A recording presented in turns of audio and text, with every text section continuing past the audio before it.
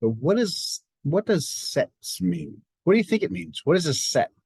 A certain amount of something that has like similarities. It's like a set of shoes or a set of Lego cards. That'll be I see what you're saying, yes. But it'd be more like a set of collector's items, like baseball cards, which are all each one is individually different. Because the cards, they're all cards. There's different faces, but you're right. That's what it is. A set is a collection of unique items that all share the same similarity in that you collect baseball cards, you collect figurines, and those create a set. Now, how does that relate in mathematics? What is a set in mathematics? Uh, okay, that's a pair. It's not really just a set yet, but yeah, as you're getting closer.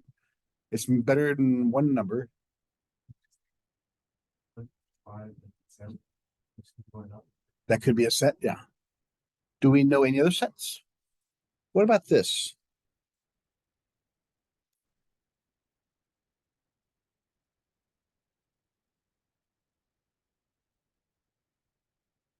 What are natural numbers?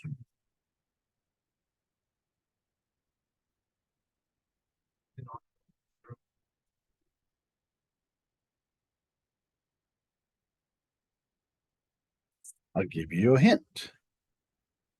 They're also called the counting numbers.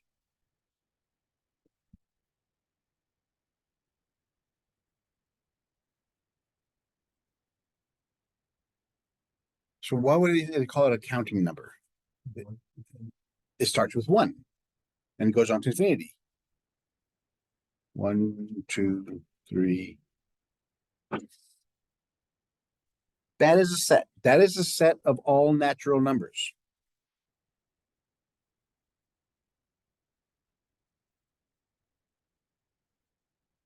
What are whole numbers?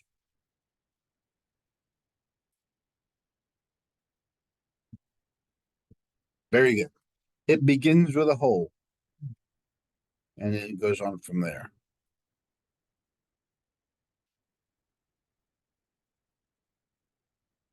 What's after whole numbers?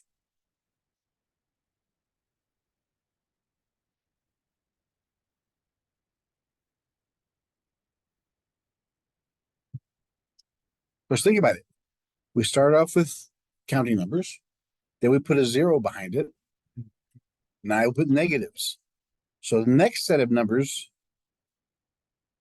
we go from negative infinity, -3, 2, 1, you go to 0, and then you go to the positive numbers. What is that set called?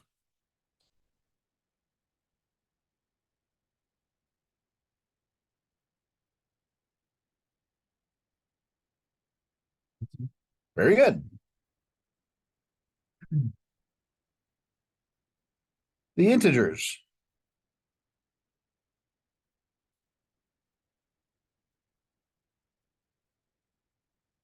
Then after the integers, because look what we're doing. We're building up these sets. We're getting more and more numbers each time. So here we had counting numbers. Then we put a zero in it. Then we put negatives in zero. What do you think the next set of numbers is? How can you make this set of numbers even larger? What's that called? Very good.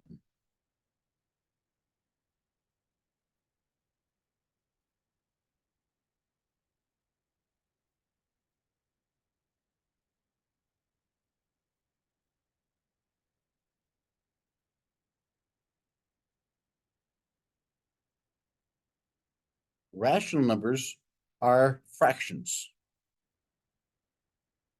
All of these, notice how every other set of numbers we define includes the ones before. So rational numbers includes all the integers, which includes all the whole numbers, which includes all the counting numbers. In other words, we can go -0.2, -0.1, 0.1, 0.2. Is it just decimals?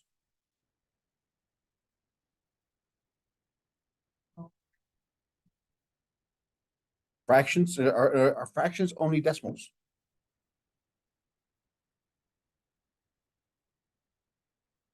Why not? I'm interested in the why. You give me an answer, I need to know why. Why would you say it's not only decimals? Do the square roots on it too? Or Is that irrational? That's a radical. That's a difference. Yeah, those could either be rational or irrational. Think of all the possible fractions you have. 1 divided by 10 is 0.1, right? 5 divided by 10 is what?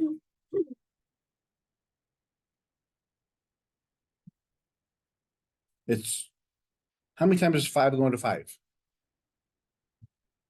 5 goes into 10. Well, it's the same as 1/2, which is the same as 0.5.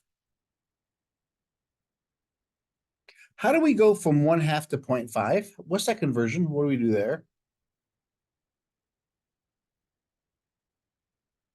Okay, but how, what does dividing have to do with it? I mean, how would we go from this to that? And what form would you use there? You could use this form. Because remember, the question is asked, how many does 2 go into 1? No. So it doesn't go into 1. So I have to put a decimal there. If I put a decimal there, I put a 0 on top. Does 2 go into 10? How many times? 5 times.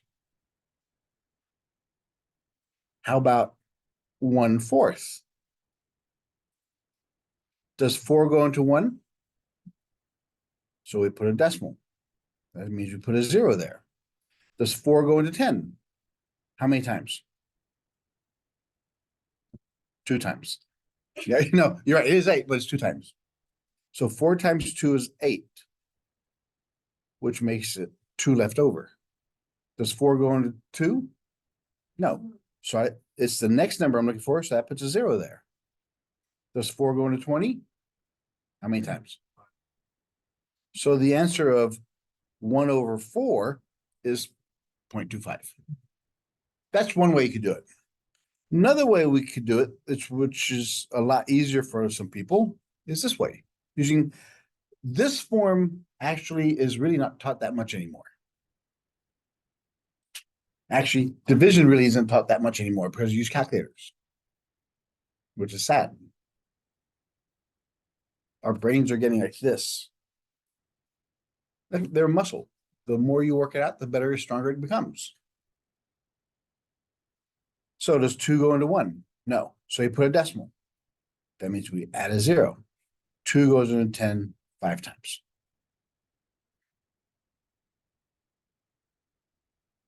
The bottom number goes here. The top number. Does 4 go into 10, 1? No. So I'll put a decimal there, which means I'll put a 0. Does 4 go into 10 twice? 2 times 4 is 8. Subtract. Does 4 go into 2?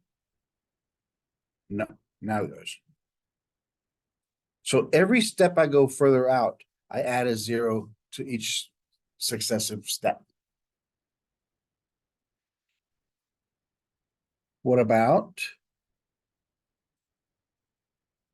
that?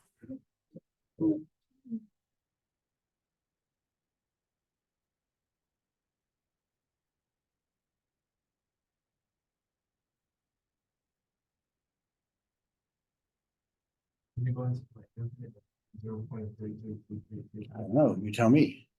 You're asking me.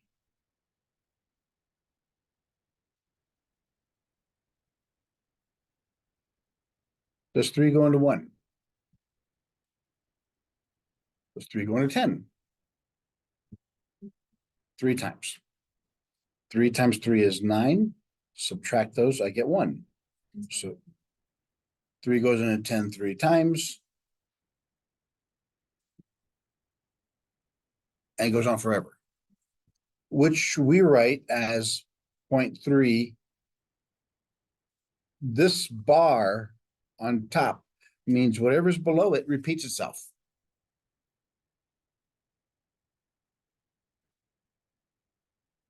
So this, but which answer is more correct? This or this or this?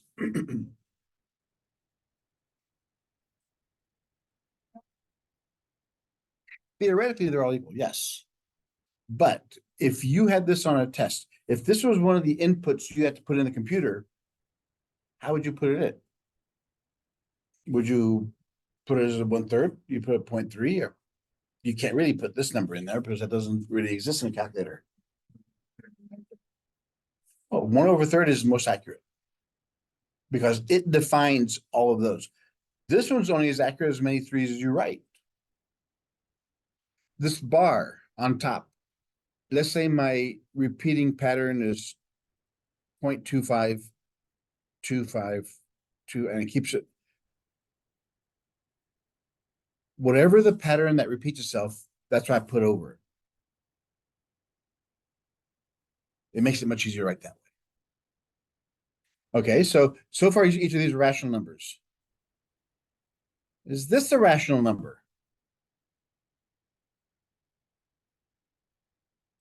Why not? How fast they change your mind. It would just become a 4. Is that a rational number? Yeah. Why? Every number, or the rationals are rationals, or is it a natural number? Yeah. Fractions by definition are rational numbers. Rational numbers simply means fraction. Can you represent a number as a fraction? Yes. Every number, if you think about it, how many times does 2 go into 2? 1 time. 2 goes into 8, 4 times. So 8/2 becomes 4/1, which is 4.0, which is 4. All of these mean the same. They're all rational numbers.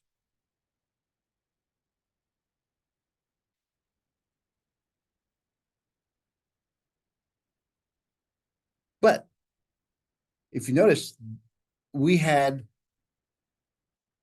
numbers that have a finite number of decimals. It stops. Or they go on forever, but it's the same number. Or it's a zero remainder. Are there any other type of rationals?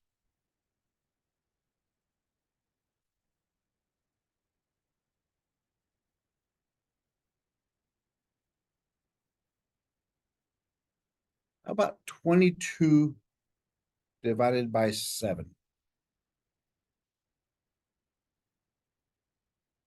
Or even either one of these. You use either one of these examples. It's not a 7 doesn't go into 22, it goes into 21. But I'll just like this one. 7 goes into 22 how many times?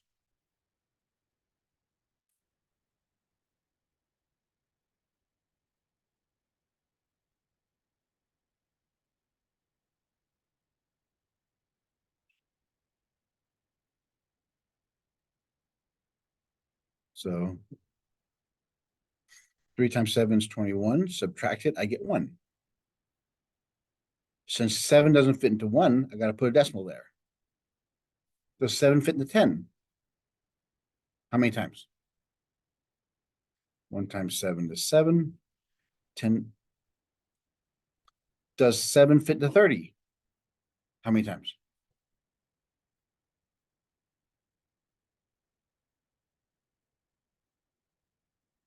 How about this one? 7 fits in 20, 2 times. You're trying to say that I. Yep. That's the rough formula for it. This will eventually go to the symbol we call pi. And what do we know about pi?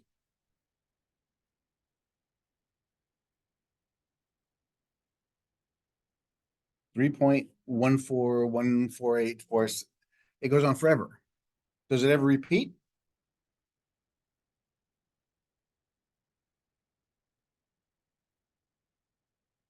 Decimal pattern 1 does not repeat. 2 does not end.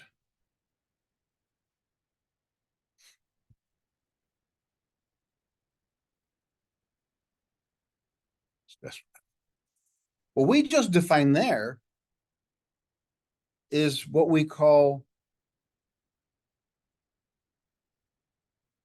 an irrational number.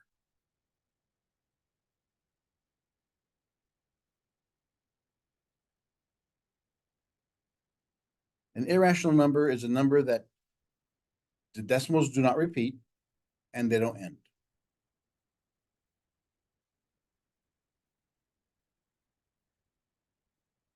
The formal definition you'll see in a book would be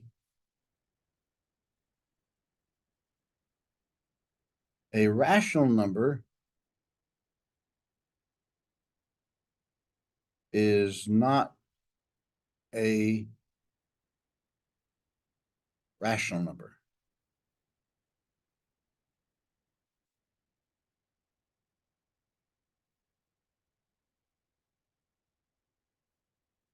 You'll see that as a definition in many books. Define rational. It's define irrational. It's not rational because what you're doing there, a rational number is defined as a number that has one of three things. It has a decimal of 0. That's 1.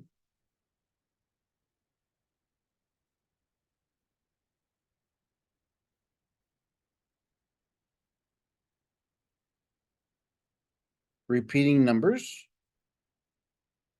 or repeating sequence of numbers.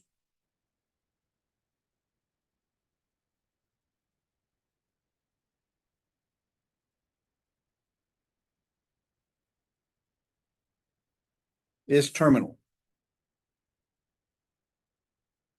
meaning it ends. There's an end to the sequence.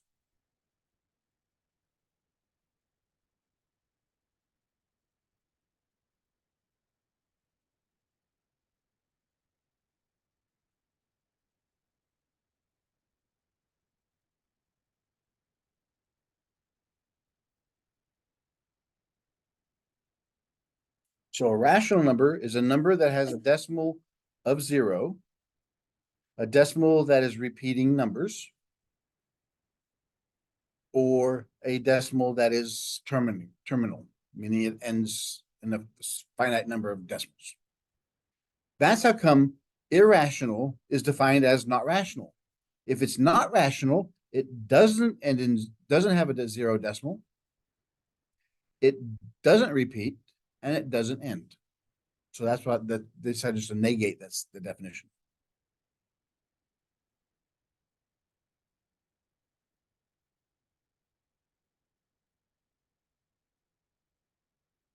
Then we have something called the complex number system.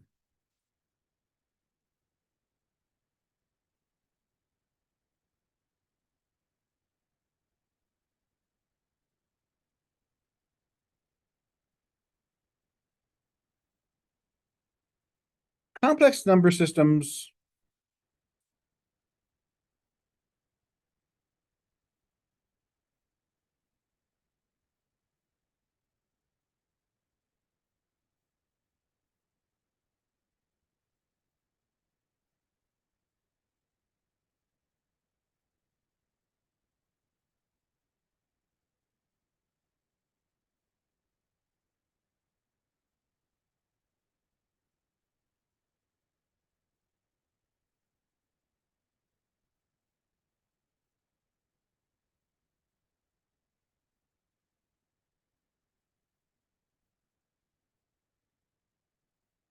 Complex number systems have a rational part of it and an imaginary number part of it. Uh-oh.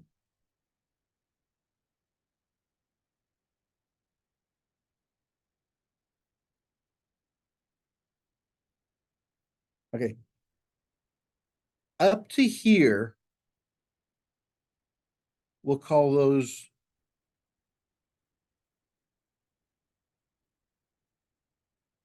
the real number system. That's everything above there.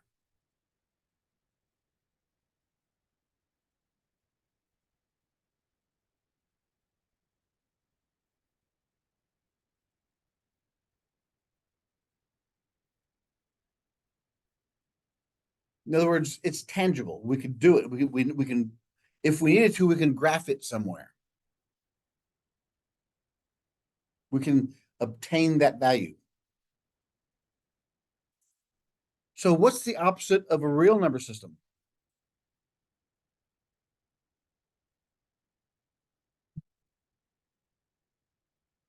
What's opposite of real? Imaginary. Yeah, fake, it is not real, unreal, imaginary. So here we next thing, opposite of this, we talk about imaginary numbers.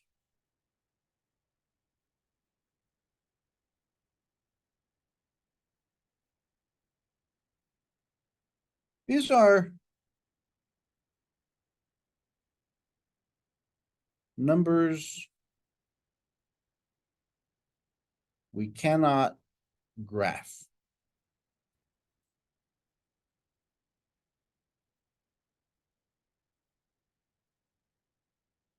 The reason they were invented was because there were some instances where mathematicians and engineers were developing things and they got to a point where it can't go any further.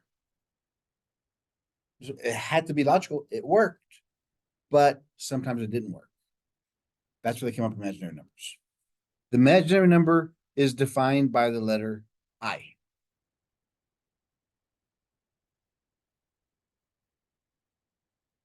So whenever you see an I in an equation, that is an imaginary number. That means that number, the coefficient is imaginary. The formula for the imaginary numbers is the square root of -1.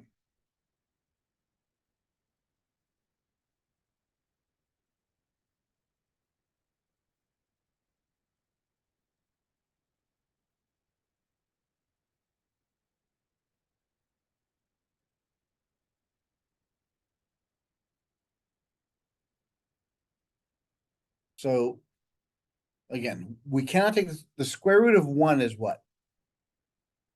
The square root of 1 is what? 1.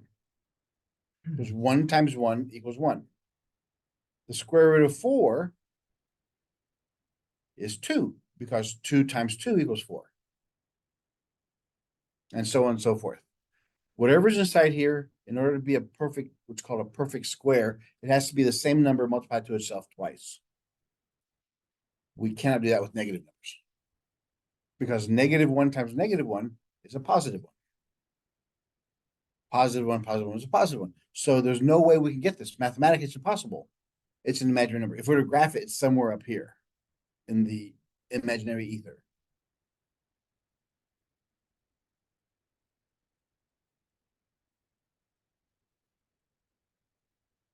Now we defined real and imaginary numbers. All numbers are a combination of those two. That's what we call a complex number. A complex number is a number that has a real rational part of it and an imaginary part of it. It looks like this. That is an example of a complex number.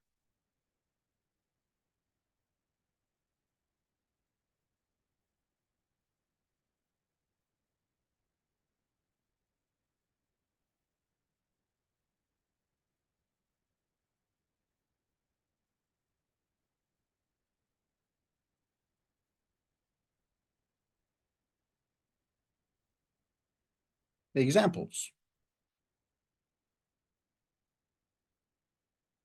Is that imaginary? Or is that a complex number?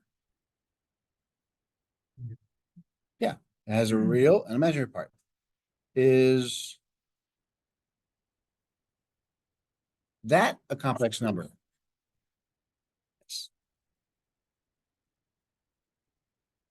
Is that a complex number?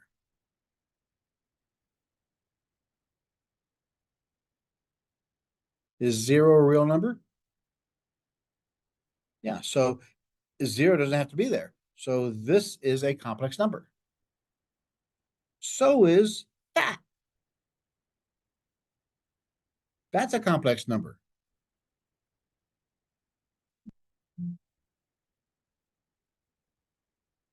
The coefficient of a imaginary number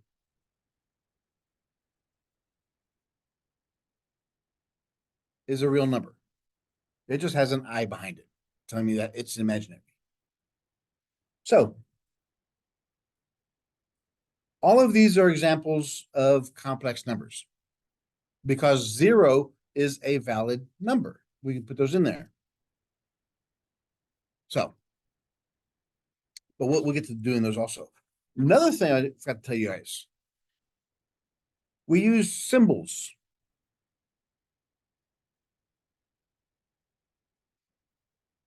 That symbol means natural numbers.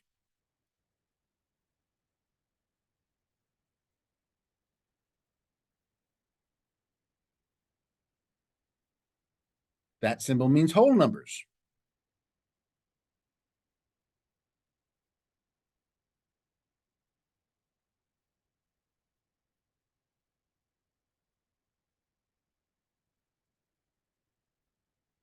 Integers.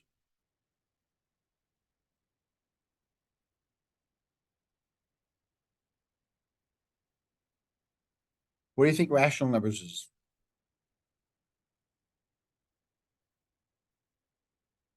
Right.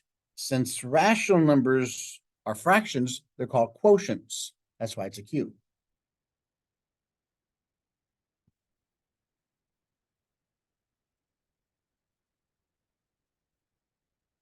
A rational is a fraction. Another name for fraction is quotient. That's why it's a Q.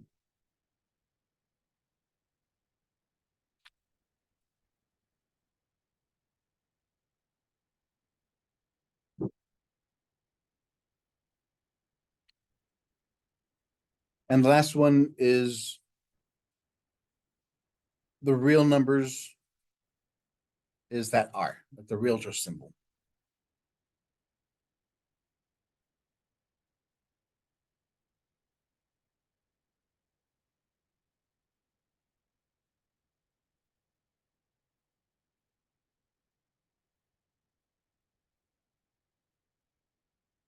Now, the reason I showed you all this stuff is because it makes life much easier when we start defining sets.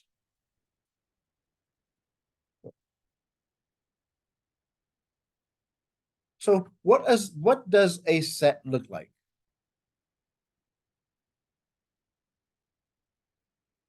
The name of the set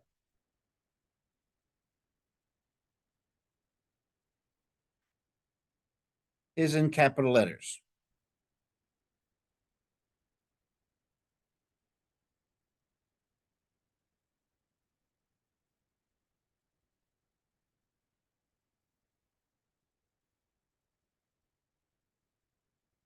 The squiggly bracket means that the following contains the elements of the set.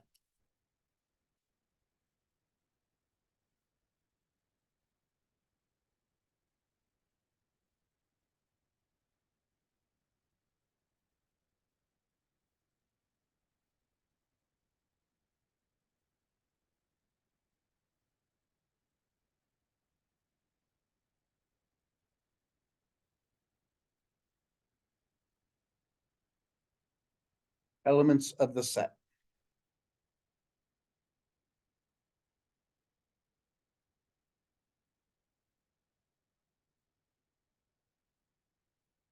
Now, how would you read this?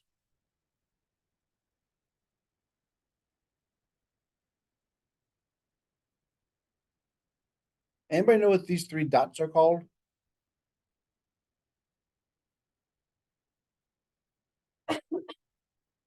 You've used them. What does they mean? Oh, yeah, it's everything from this number to, or that letter, that letter. It's an ellipses. It says continue the logic until the next. So continue this logic. This is how come, like in real numbers or counting numbers, once we define the pattern of the set, we can just put those three dots and it goes on forever. There is no end. So this set will be called the set A consists of the elements of the alphabet.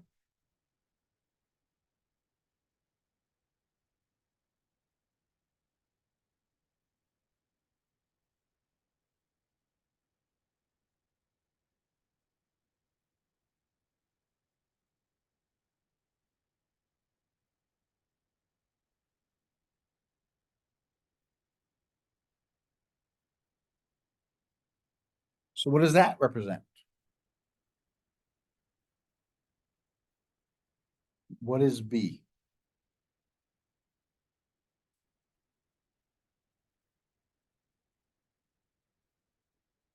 B is the set containing all the what?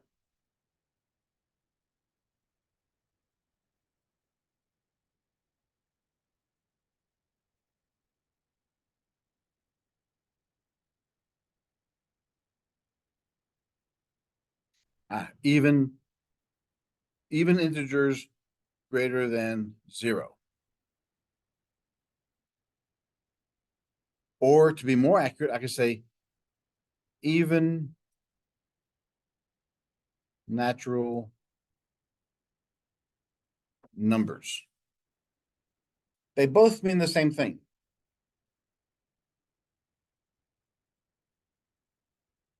Because natural numbers are what? The counting numbers, 1, 2, 3, 4. The even natural numbers is 2, 4, 6, 8, 10. Integers are positive, negative, and 0. I'm saying all the integers that are greater than 0, but they have to be even. So what I'm saying here is the definition of a set is not unique.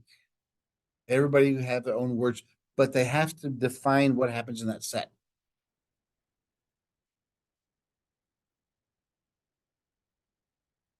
So what do we call the things inside here? They're called the elements.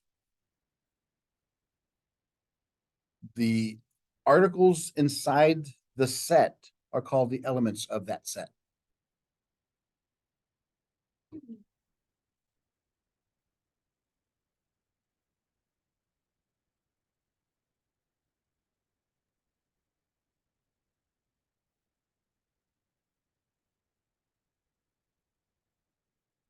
We can associate the elements of a set with subscripts.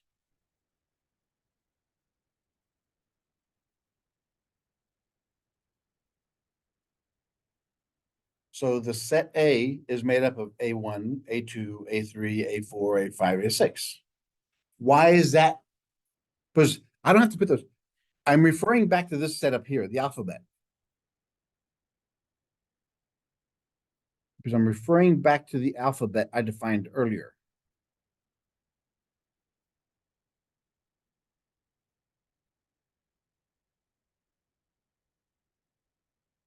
So this first letter I can denote as A1. The second letter is A2. The third letter is A3, and so on and so forth. A24, A25, and A26. There are 26 letters in the alphabet. Why do you think that's advisable to do that? Have it correlated to some sequence.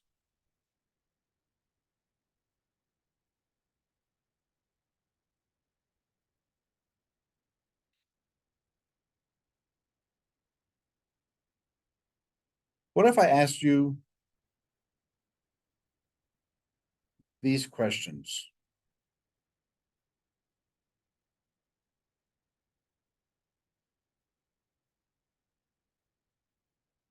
What is A sub one? Yeah, it's the first element in my sequence. What's A sub seven? Yes. So this number tells us which place in the sequence does it occupy. A sub 13 is M or N? Probably M because A, B, C, D, E, F, G, H, I, J, K.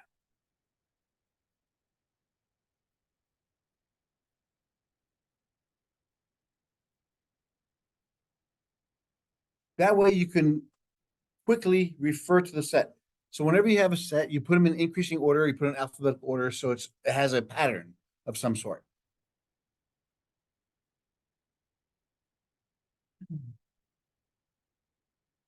When dealing with, well, let's see. Let's look at, this is called set notation.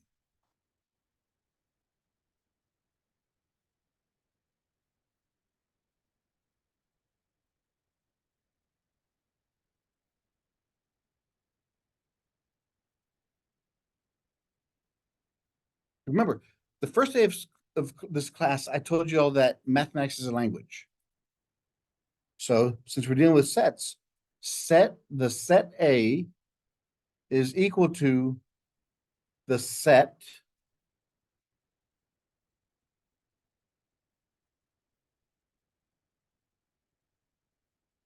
of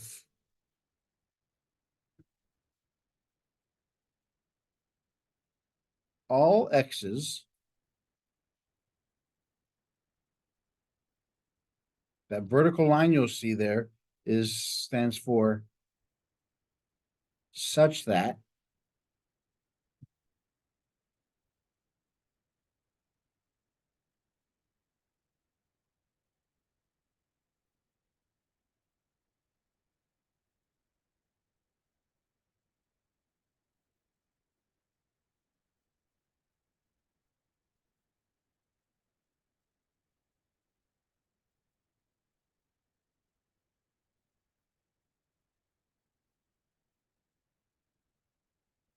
because we're dealing with sets, x cannot equal the natural numbers.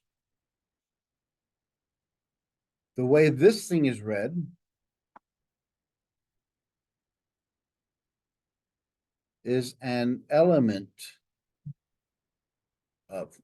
or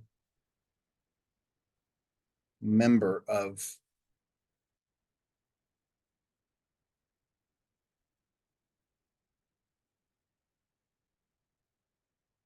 the set of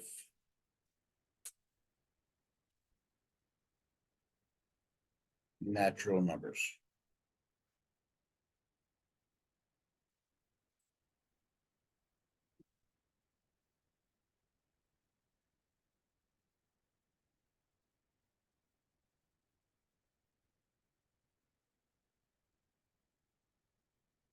So this is how you would write, because x is, if it's a member of the natural numbers, there's too many of them to list. So I would put an equation there, formula down. A is a set of all elements of x such that x is a member of the natural numbers.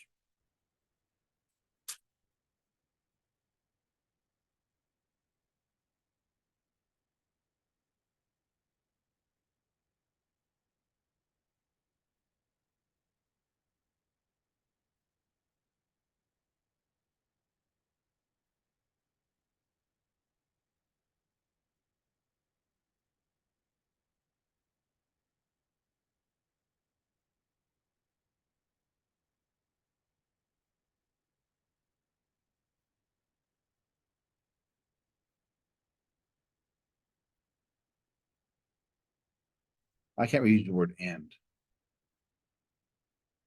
Actually, I have those two backwards. It says B is a set of all the x's such that x plus 2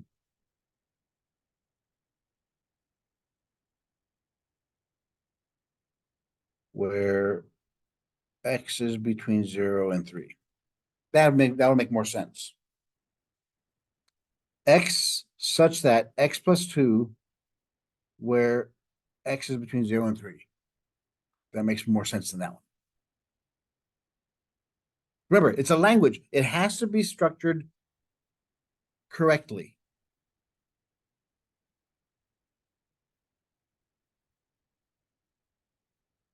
So what would my outcome be? If I ask you to list the elements of the set B, what would they be?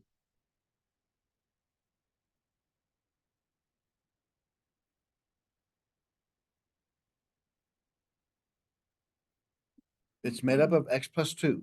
But what is x? Greater than, zero but less Right. So it could be 0, 1, 2, and 3. Those are my x's I could put in here.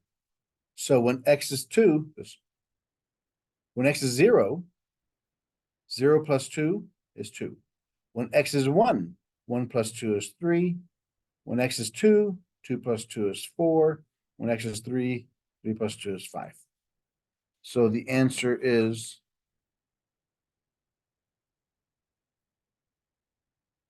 B is a set of elements 2, 3, 4, 5. They both mean the same thing.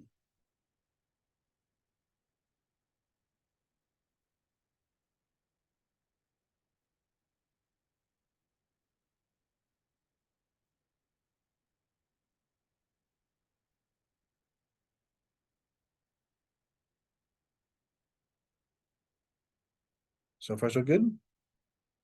So what this method, these are set notations. This format here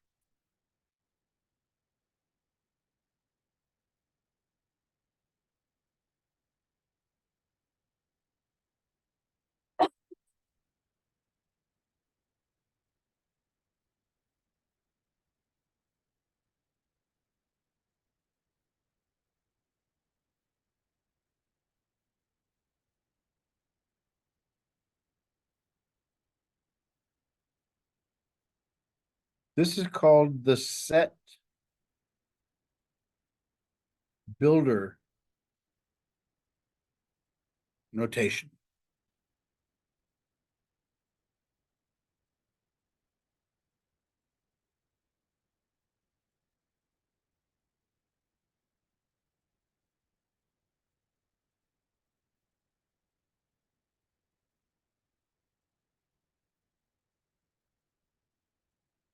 So this is the set builder notation.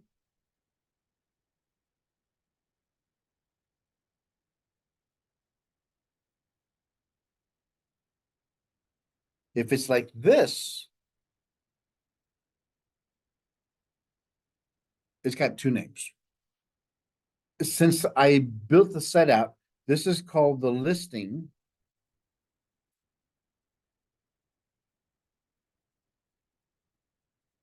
Or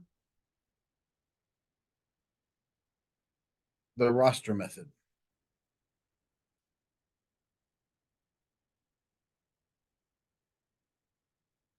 So in other words, when you complete the set, list out all the elements, it's called the listing or the roster method. It's typically the when I first read this many years ago, I said rooster method. I misread it. But yeah, so whenever you ask for the roster method, list everything out. The set builder notation, then you want to give me the formula that defines that set.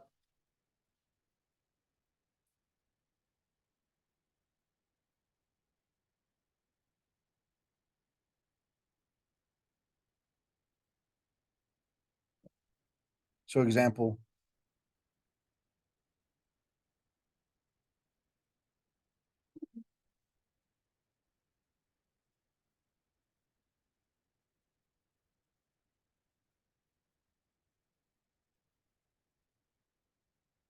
what method is that called? Here's an example.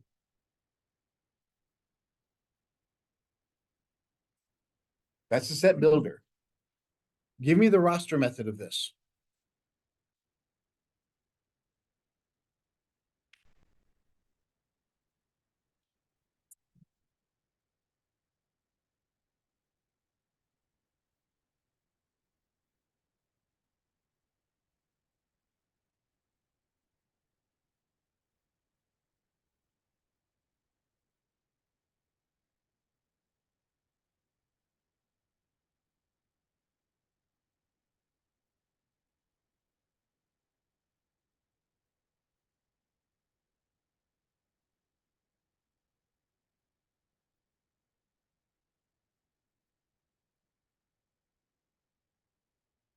So what would it be? C is equal to what? How would you read that?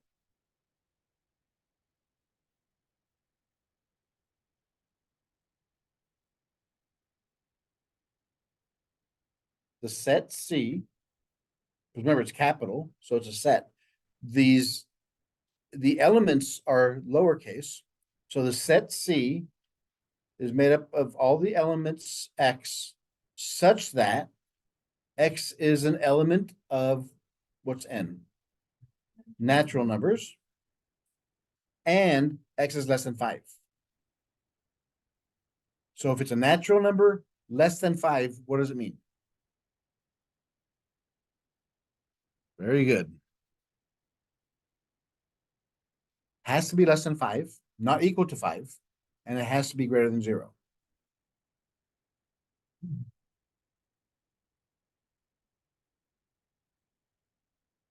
All right, so let's look at the first example. Example 9 on your sheet.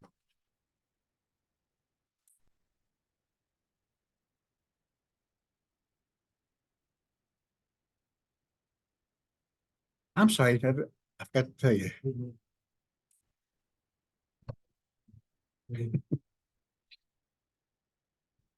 Use set builder notation to write the following sets whose elements are terms of arithmetic sequences. Okay, well, they're using the term arithmetic sequence. Have you ever heard that term before? Arithmetic sequence? An arithmetic sequence is if all the numbers are related to each other by either adding or subtracting a number. Like 1 plus 3 is 4, plus 3 is 7, plus 3 is 10. That's an arithmetic sequence. So you notice this one here, you add 2, this one you add 2, or there's something else to it. So figure out, let's create the set builder notation for all 3 of these.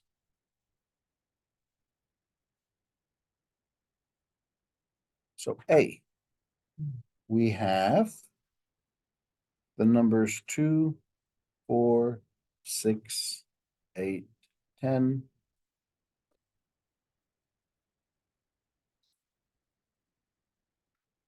What do we notice about? Okay, remember I said when we list these things, this is A1, A2, A3, A4, A5, and so on and so forth. In other words, this is the first term, the second term, the third term, fourth term, fifth term. Why is that important? Because we can call these the ends. Or I'll use X's. So get to the first one. So how would I get the first one? Referring to the first space. How do I get to 2? Remember, the first space is 1. So 1 plus 1 is 2. Will that work for this one? 2 plus 1 is no, not going to work. Well, how about if I multiply it? 2 times 1 is 2.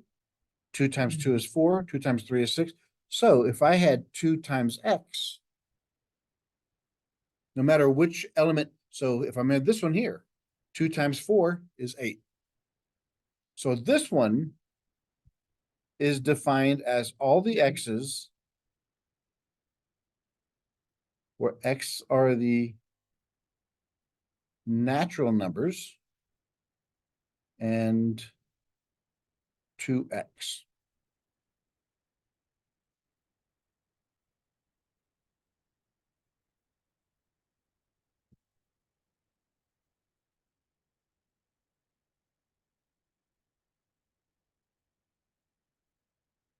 Or you could put it this way.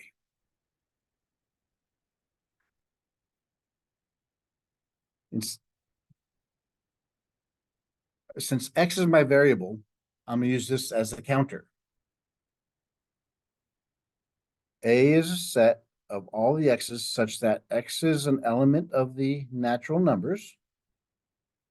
And X is equal to 2 times N. They both mean the same thing.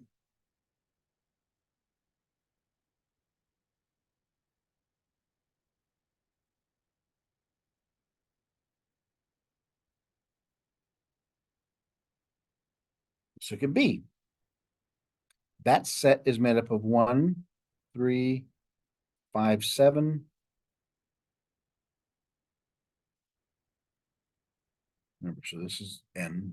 This is my first number, second, third, fourth.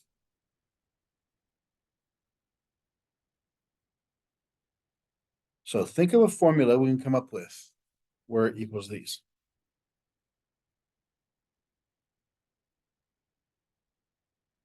One plus two is not one. I know. That's why you have to. You had a right idea, but it's off by one because you started off with this one. Add one. No, it wouldn't work.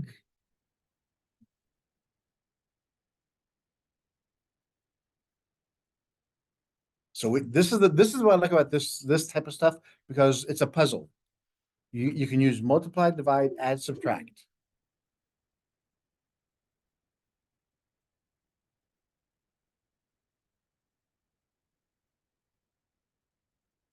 So how would you go from here to here and here to here?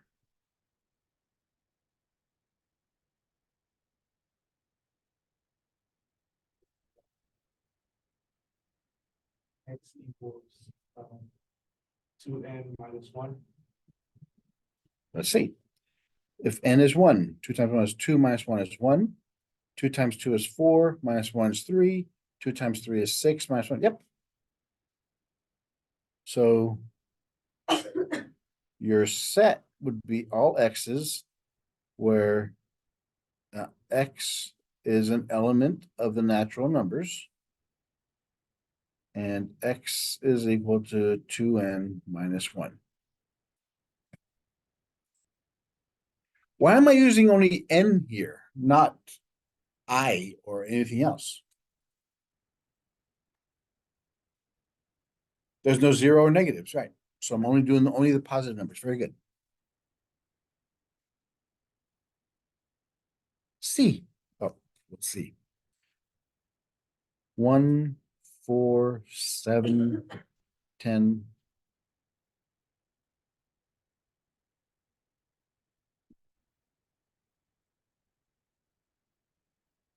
So yes, this one also, since we want to deal with positive numbers, x is equal to what? What's our formula?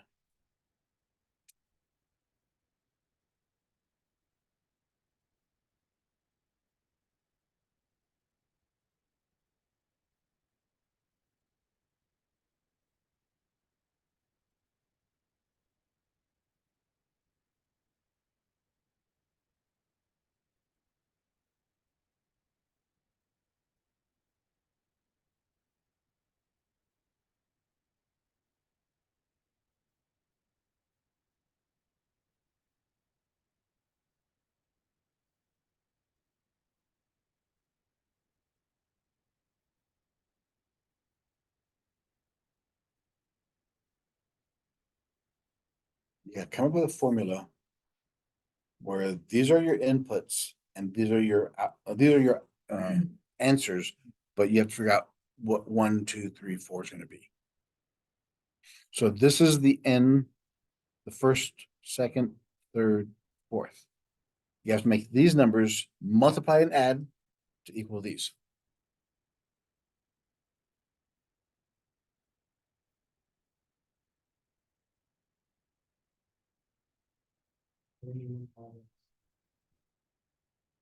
Very good.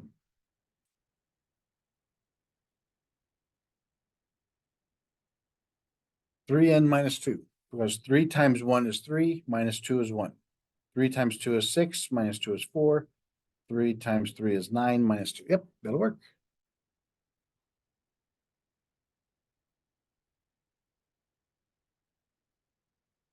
Okay, I think it's fun.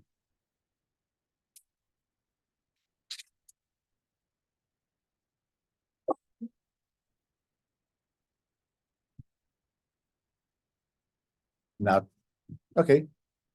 Any questions about those? Yes.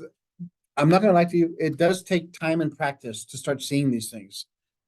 Because you'll start with the easy ones. So let's add to it. Let's subtract to it. But it takes trial and error. Tons of it. Very good. 2 for 2 there. The next rule, if you look at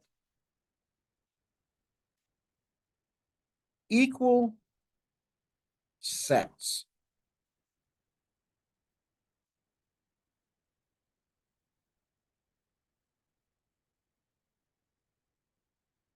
It's over here. 2 sets are equal if and only if they contain exactly the same elements.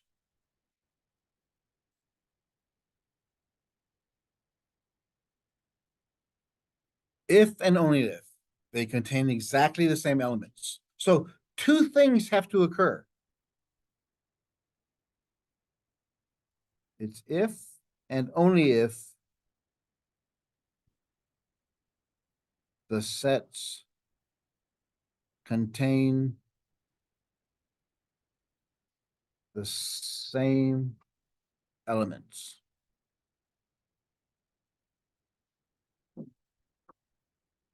Actually, it means a little bit more to it than that, if you think about it, which is unwritten in there.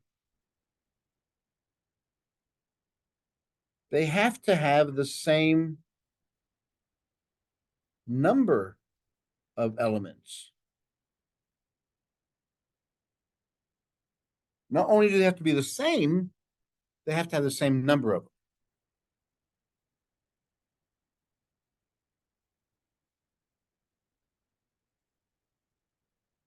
So let's look at the now try this. Explain why the sets A and B are equal. So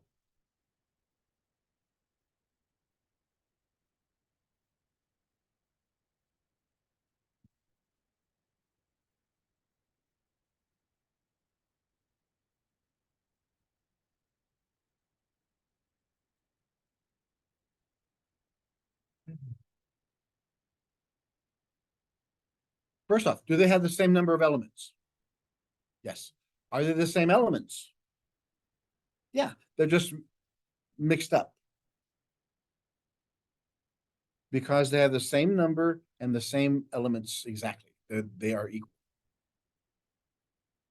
And we would write A equals B.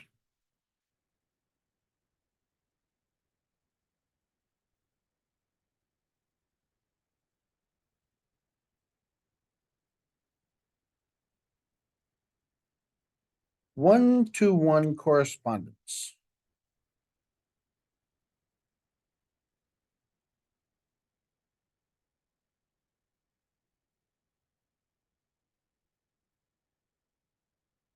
Let's read what this rule says, and then I'm gonna tell you exactly where it came from, why they call it that. The definition of one-to-one correspondence. If the elements of sets P and S can be paired so that each element of P, there is exactly one element of S. And for each element of S, there is exactly one element of P. Then the 2 sets P and S are in one-to-one correspondence.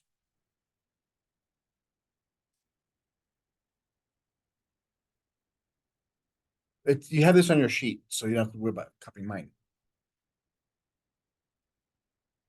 The way, let me see if I put that on. Yeah. The next page, here's set P. Here's set S. Each finger in my right hand corresponds to one finger in my left hand. That's one-to-one correspondence. Now, why is it called correspondence? Anybody know what correspondence used to be? What do you used to mean 80, 90 years ago? Actually still does today, but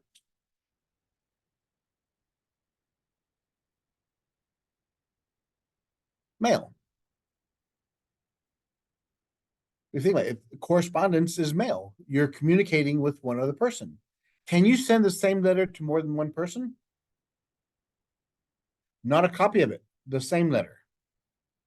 No, and that's what they're saying is correspondence. If I mail you a letter, I can only send it to you. I can't send the same letter to everybody else out there. I can make it. I can make a copy of it. So if here is set, hey, this is me. I have letter one, letter two, and letter three. And here are my students. Student one, student two, and student three.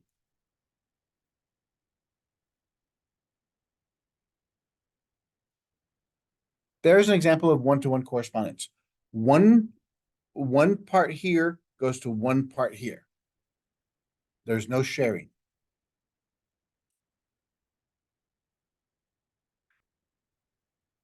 And we write one-to-one correspondence as that, 1:1.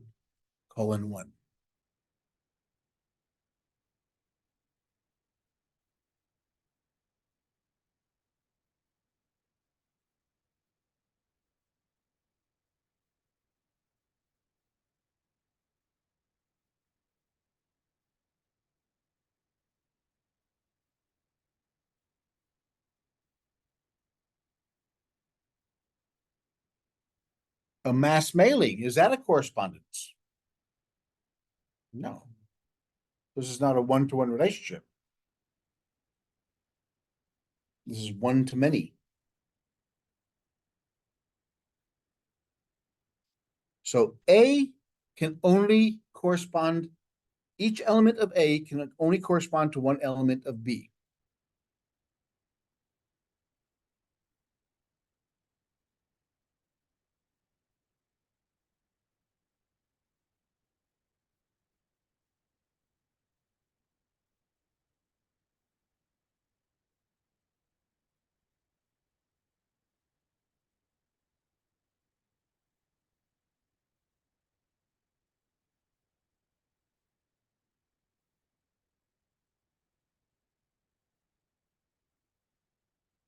Is that a one-to-one correspondence?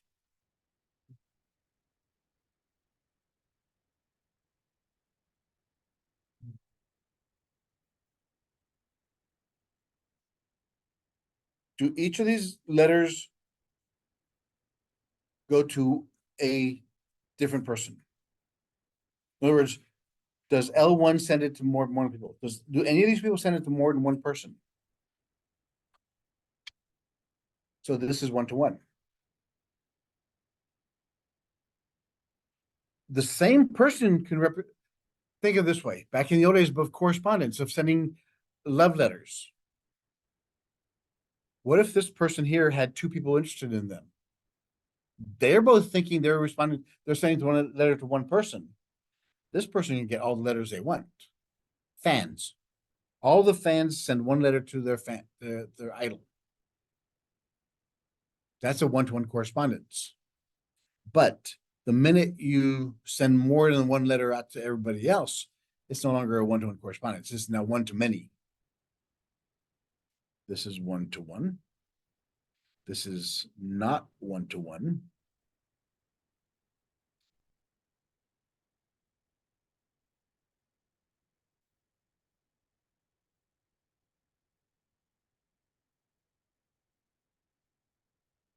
Okay, let's look at the counting principle. The fundamental counting principle. If event M can occur in M ways, and after it has occurred, event N can occur in N ways, then events M followed by the N can occur in M times N ways. What does that mean?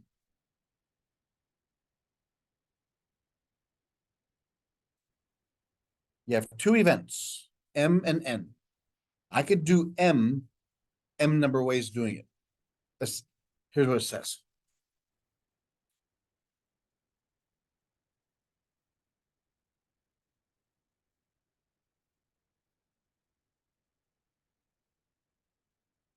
fundamental counting principle. If M can occur M ways and N can occur N ways,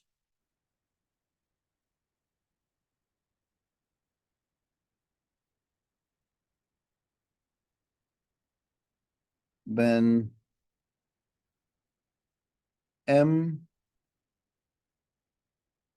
followed by N can occur M times M ways. That's mathematics for you. It'll give you a headache if you try to figure it out. That's why you can't really read mathematics. Here's an example. You're a stock person at a grocery store. You have 3 cans of red soup and 2 cans of blue soup. How many ways can you arrange those cans on a shelf?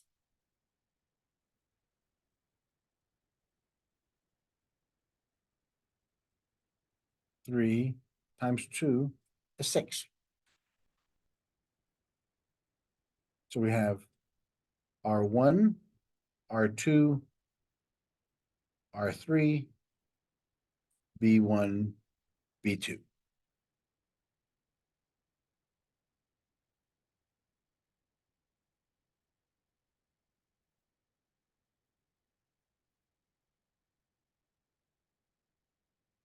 So R1 can go with B1 and R1 can go with B2, right?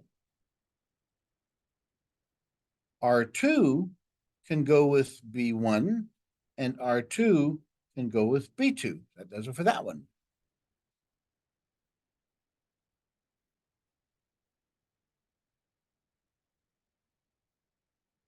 That's all the possible combinations I can put together. The order, which is irrelevant. But R1 can only go with these guys. So there are 6 possibilities of occurring.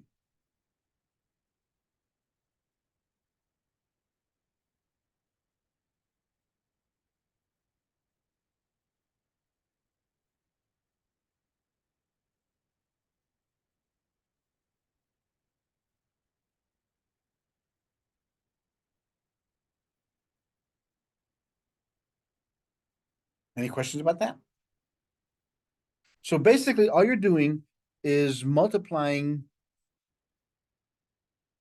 the number of ways each of these elements can occur. Just multiply them together. If I had 10 red cans and 15 blue cans, how many ways can I do it? 150 times on different ways. So if there were 10 red cans and 15 blue, then 10 times 15 equals 150 ways I can do it. That's just one of the faster counting techniques we use. Okay, then we have equivalent sets, cardinal numbers.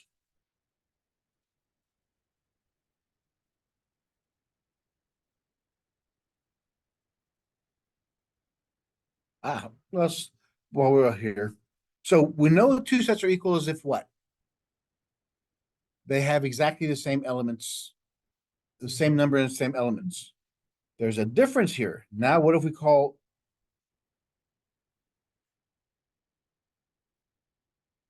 equivalent sets?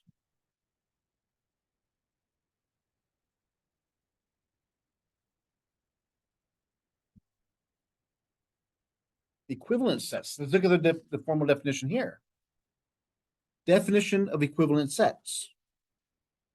Two sets, A and B, are equivalent when written A minus B, if and only if there exists a one correspondence between the two sets. What does that mean?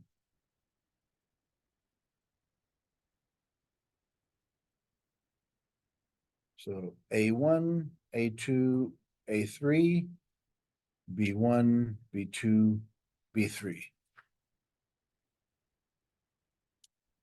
There has to be a one-to-one correspondence. In other words, all the elements in A have to map to one and only one.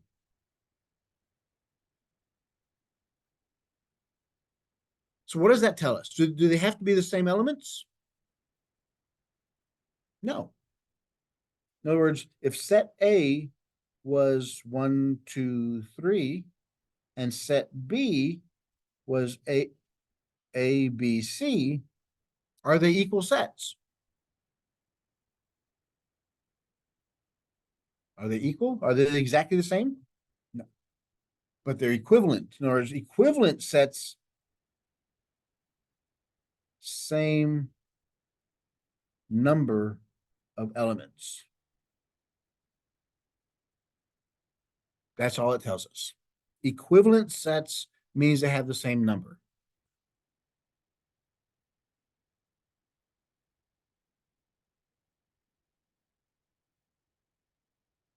And the number of elements in a set is called the cardinal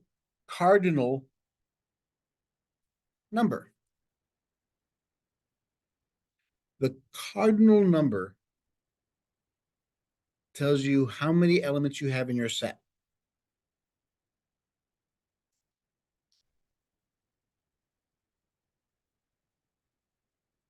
So remember, it's looking for the number of elements in a set. So if I want to know how many elements are in set A, that's how I'd write it. So the cardinal number of set A is 3. The cardinal number of set B is also 3 because it has 3 elements. This is the cardinal, whatever the set number, the set is, this n tells us how many do we have.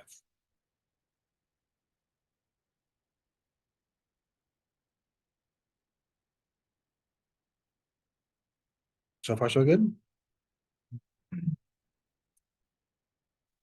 Yeah, we could try to finish this stuff. Nah, I don't do it. We'll finish it next time. Because we only have 2 or 3 more, then we'll finish up this, and then we'll do the next one as well. All right, so we'll stop here. We'll move on next time.